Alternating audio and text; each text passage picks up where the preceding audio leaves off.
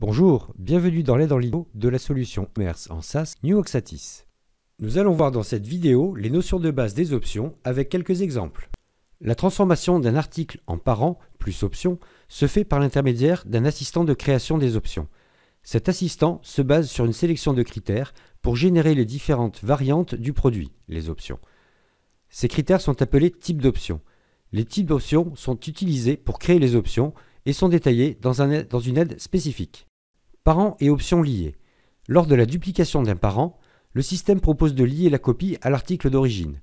Les options des parents liés seront alors liées elles aussi.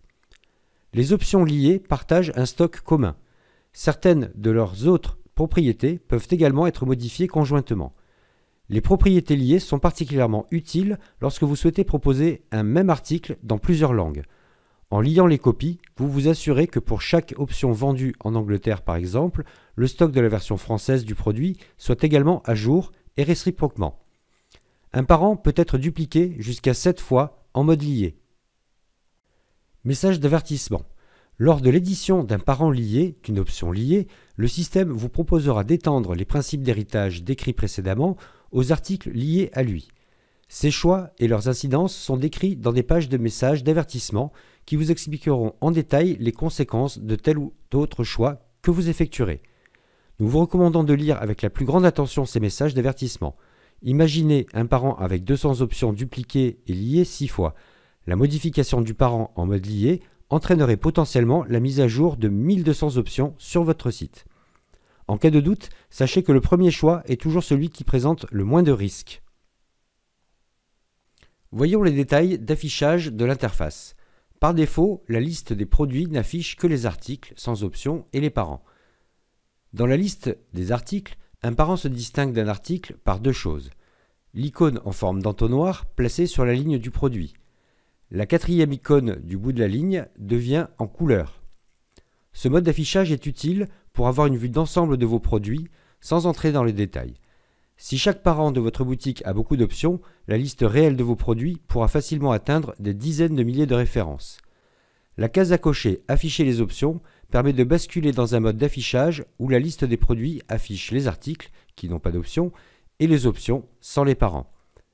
Avant la transformation d'un article en parent, le quatrième icône de la ligne est gris. Il permet de lancer l'assistant de création des options.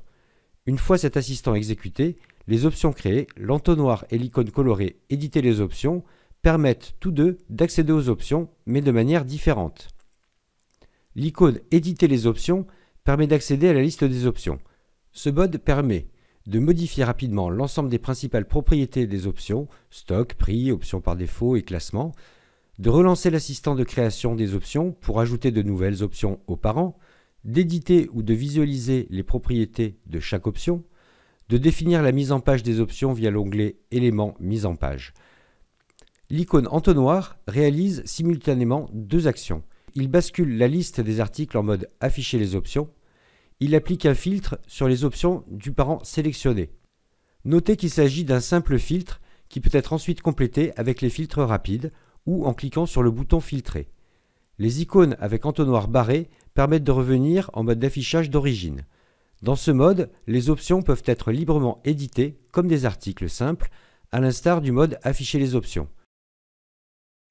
La principale utilité de cet affichage réside dans la possibilité de réaliser des traitements par lot sur les options. La modification des propriétés d'une option est identique à celle d'un article, mis à part que certains champs ne seront pas modifiables, comme les catégories, les attributs, etc.